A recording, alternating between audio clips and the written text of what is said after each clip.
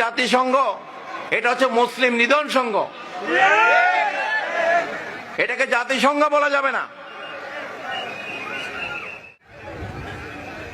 তারা অন্য কোন দেশ হলে তারা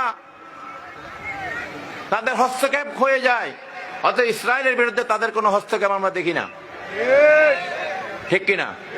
আজকে আমরা ওআইসিভুক্ত ৫৭টা ইসলামিক দেশ, মুসলমান দেশ আছি আমরা। আজকে আমরা দেখি প্রত্যেকেই কিছু না কিছু কারণে চুপ থেকে আছে। ইসরায়েলের বিরুদ্ধে, আমেরিকার বিরুদ্ধে তারা কথা বলার সাহস করছে না। আজকে আমাদের মাঝে দুঃখ ভারাক্রান্ত হৃদয়ে বলতে হচ্ছে, সালাউদ্দিন আইয়ুবীর মতো এরকম ইসলামিক নেতা আমরা পাচ্ছি না, যার গর্জনে সারা পৃথিবীতে এই হত্যাকারীরা কেঁপেছিল।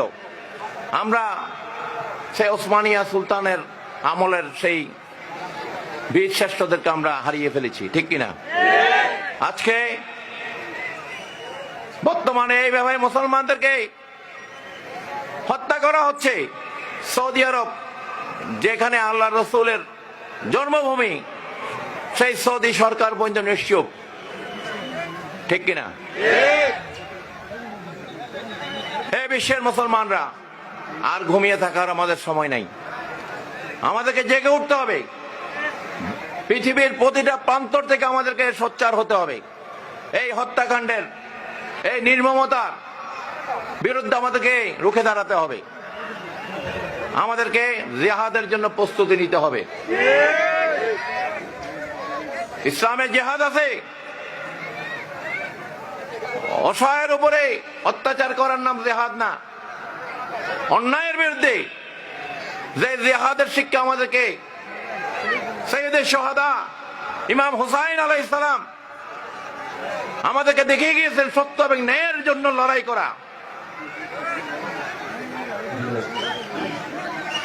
মজলুম হয়ে উনি দিন লড়াই করেছিলেন, ঠিক কিনা?